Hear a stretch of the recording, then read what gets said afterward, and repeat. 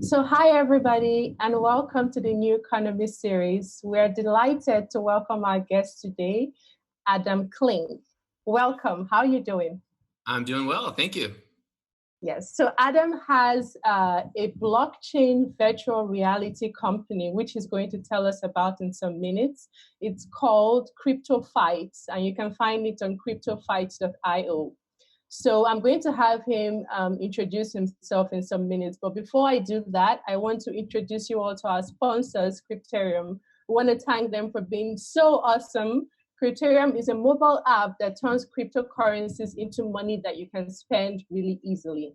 You can use it to buy anything, and you can use it really easily by scanning QR codes or using tokens at the NFC terminals. So now over to you, Adam.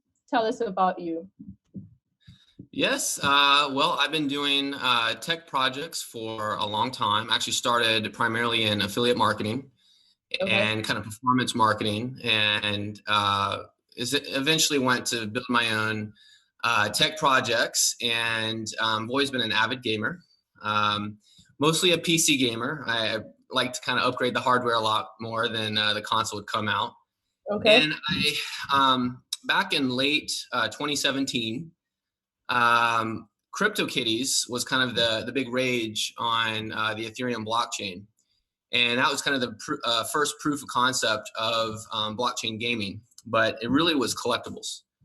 And that's kind of when I started looking at that pretty heavily and got more into the Ethereum blockchain and understand what was capable with that.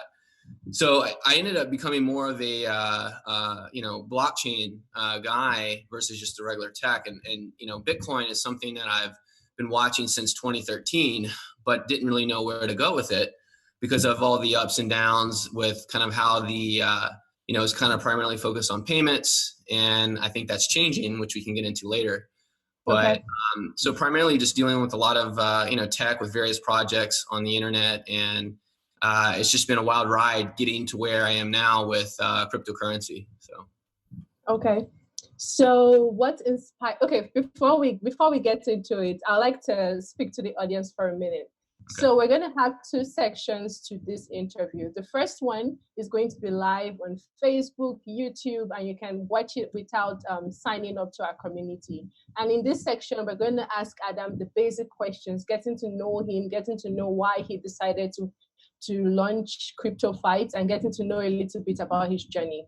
Then we're going to take a break and switch over to our exclusive community. And this is when we're going to get down to the nitty-gritty and get to know more about Adam's journey and his experience and knowledge that he can share with us. So if you're watching on YouTube or Facebook, we implore you to sign up to our community so that you can get all the juice about this interview. So now let's get started.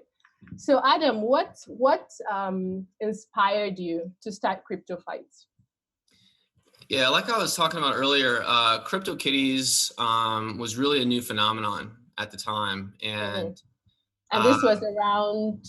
It was CryptoKitties was a little bit late 2017. I'm not exactly sure when they started, but when it really started to hit the news is when the amount of transactions that was occurring with buying and selling CryptoKitties was outrageous, where I think it took 10 to 20% of the Ethereum network. So it's actually raising fees on the complete Ethereum blockchain because of the popularity of this game. I think that was really the signal to a lot of people that there is something more that can be done instead of just payments. So looking at that time period, I thought that this could get a lot better. And the what we call the DApp marketplace, which is decentralized application, started to form. And that could include gambling, decentralized exchanges, essentially like traditional applications that what we would think, running on Windows or Mac or anything like that. And then there's gaming that started to come out. And a lot of the games that were coming out at the time were really nothing more than, I could say, maybe a Ponzi scheme or a way. So it was kind of a glorified kind of gambling entertainment type of thing. And with my heavy gaming background, I thought, this could get a lot better and a lot more entertaining. And one of the cool things with blockchain that we eventually pivoted into is item ownership. And the just when you think back of last year, most of these dApps were running with MetaMask, which is a browser plugin. And that required the user to basically load up a website, create a wallet with the MetaMask, and be able to interact with these smart contracts. It was a very difficult onboarding process for the mass market. So one of the drawbacks at that time was that the volume of people that were playing were in the couple of hundreds. And if you compare that to traditional gaming on the mobile markets or the PC gaming markets, console, anything like that, you're talking millions. So it was minuscule in the size, but some of the transaction volume that was occurring is pretty amazing. I mean, there's millions of dollars being circulated through these dApps, decentralized applications. So CryptoFights was born that I wanted to create a fighting game that utilized the blockchain technology to essentially render the turns out. Now, at the time, CryptoFights back then was very different from what it is today. Essentially, it's evolved over the last year. Back then, we wanted to create essentially a fighter that you would configure at the start and then handshake with your opponent, and then it would play out based on random numbers. Now, CryptoFights is a mobile game running on Android, where you can create your own fighter. You can equip, hundreds of different items at now, and in the future, it will be thousands. And you can also have an action-based system during the fight to make it even more strategic. So there's a lot of different levels of strategy in the current iteration, and it's now more of a real-time action strategy game than before. It was more of a traditional, you set it up and then you just watch. So it was more of a passive game back then. So there's a lot of changes that happen. One of the notable changes was partnering with Engine Coin. Engine Coin provides a wallet, Engine Wallet, and they actually render the game items. So you can actually see, for example, one of our items is, you could say like a sword or a battle axe. You could actually see the battle axe. You could see the properties of it, the stats, all the game mechanics that would be revolving around that item, and you can trade it with other people peer-to-peer. You can also trade it on the open marketplace. So this created a whole new world, so to speak, of item trading. So, I think that's going to be one of the next big things, if not already, is where gamers can truly own their assets in the game. And the other thing that I think is going to be really interesting is the potential to have games use items from other games. So we call it the gaming multiverse. And CryptoFights is one of the first 6 early adopters in Engine Coin to essentially collaborate with other game developers to have items from another game such as Nine Lives Arena or Cats and Mechs, and actually use them in our game. So you now have item ownership where you can have just thousands of games that your items are valuable with, and it creates actually a real economy in gaming, and that's never really been done before. Everything now is like some of the big games like Fortnite or PUBG, any of the battle royale games. You are essentially in the developer's hands the whole time. You rent items from them. And some of the items in like Counter-Strike are going for crazy amounts of money, and the sometimes hundreds of thousands of dollars.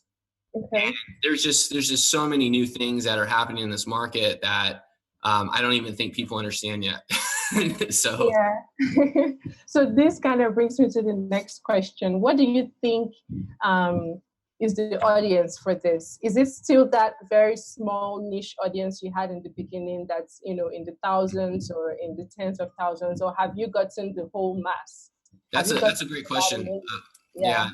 It's really something that it really depends, because that onboarding process that I talked about earlier had to be eliminated. And I think a lot of people are kind of understanding that to bring this to mass market, you have to be as close to what people are playing now as possible. And that's essentially what CryptoFights has been doing over the last year, is trying to figure out how to reduce the steps for people to get into the crypto economy and own tokenized assets without having to create wallets, without having to understand that you need maybe Ethereum to pay for gas fees and all these things that are, very technical and new to people that haven't been exposed to. So Yeah. if you are creating an application or a game that does remove those barriers to entry, then I do think it has mass market potential because of the added value that you're providing to a gamer. Like I mentioned, some of those games in the esports field have heavy competitive communities that will spend and invest their time and money into these games to get good because of the the prizes and all that. And then you have some of the more casual games where they still spend a lot of money to remove some pain points and stuff like that, like Candy Crush and all those other kind of games. So I do think that there's definitely a mass market potential. I do also think that everybody's trying to figure this out. That they're blockchain technology is really a technology, not a it's just not, we don't know how to use it fully yet, and how what's going to respond in the market yet. And I think Crypto Fights is going to be really interesting to watch because of how we did remove a lot of those barriers, how we are providing item ownership, and our backend technology that we'll be announcing next month is going to be run purely peer-to-peer on the blockchain. And that's going to be probably one of the first, not on a side chain. We originally were going to do this on a side chain, but now we're working on a new technology to run this fully peer-to-peer. So we have a lot of exciting things to do, and that creates a world where games are no longer kind of this closed system where a developer makes it, puts it out there, and you kind of software as a service, and where you kind of lease the application.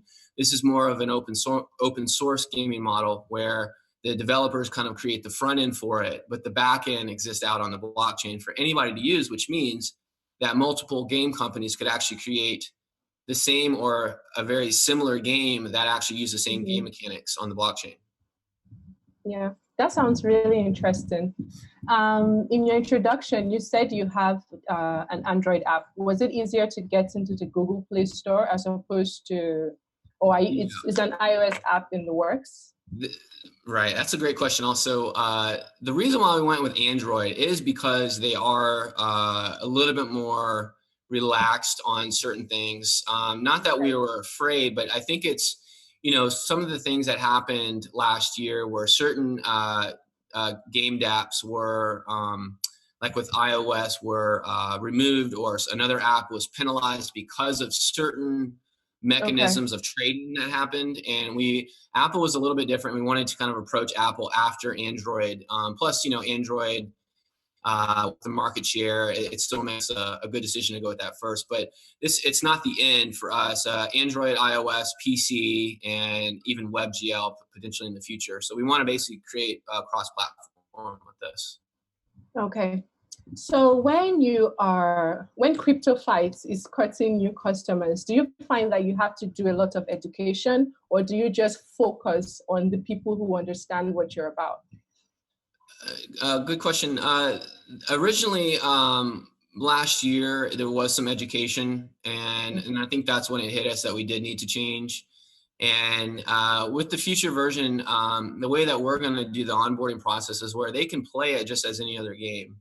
But the extra features of actually owning their items and stuff is kind of an additional feature that if you're a casual player and you don't care, you don't need to be bothered with it. If you do care and do want to explore more of the game, then you can transfer those items. So that's the goal, is where we don't have to essentially educate anybody about crypto. It's more of something where, hey, you can get your stuff out of this game and start to trade. And there's just, we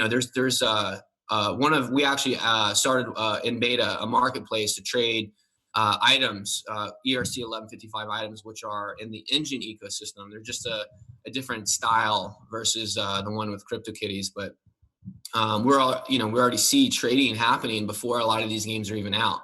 So the economy's already started. And I think when a lot of these games out, we're really in like the first beginnings of gaming with tokenized assets. And as if you think 5 years from now, what is the economy going to look like? We all know about Coinbase and some of these decentralized exchanges that are doing a lot of volume. And now you can start to think about, well, now, when there's $1 billion, almost like $100 billion market with game items, what is it going to be for tokenized items? And I think there's just a really great opportunity there for many different players in the market to kind of create that ecosystem. Okay, sounds pretty interesting. What would you do? You think the trade or the game is the draw at The this point now? Yeah, the for trade. the experienced players, do you think the trading, the earning, profits, or actually just playing like avid gamers like you is the Mhm. draw? What's the Yeah, I think it um? depends on the game.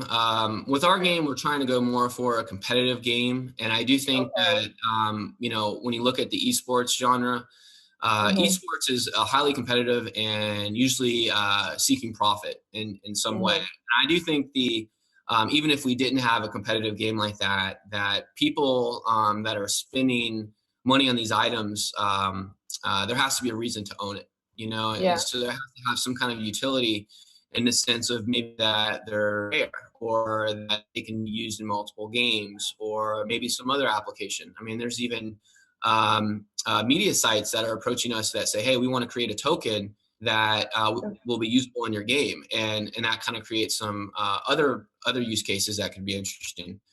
Okay. But I think it's a little early to know exactly where this will go, and I think that's what's really exciting is it really going to be constrained to a competitive gaming environment to where any edge that you can obtain in the market could mean more profit, or is it more the collectible side where I have the most rare, pretty, looking item on the market, and I don't want to sell it to you, so the value goes up, and I mean we don't know, and I think it depends on the game too. So. Okay. All right. So before we switch over to the community, do you have any advice for any young entrepreneur out there who's thinking of going into virtual gaming on blockchain? Yeah. Hold on to your hats. It's a definitely wild ride. It's Okay. things are changing so fast, and the Mm-hmm. technology that you think you're going to be using for the next year might not be what you're using in the next 6 months. That happened to us. A lot of R&D really where is this market going. I think Mm-hmm. as people come in a little bit later, it might be a little bit more solid and have a clear direction, but definitely I think this is something big, and it's definitely interesting to get, and if you're a gamer, I think you'll want it to go this way. So there's a lot of reasons to get into this right now. Okay. Thank you so much, Adam. It has been quite informative already. We're going to switch over to the exclusive community segment now. And we're going to dive deeper into your experience. So hold on to your hats while our technical team does their magic.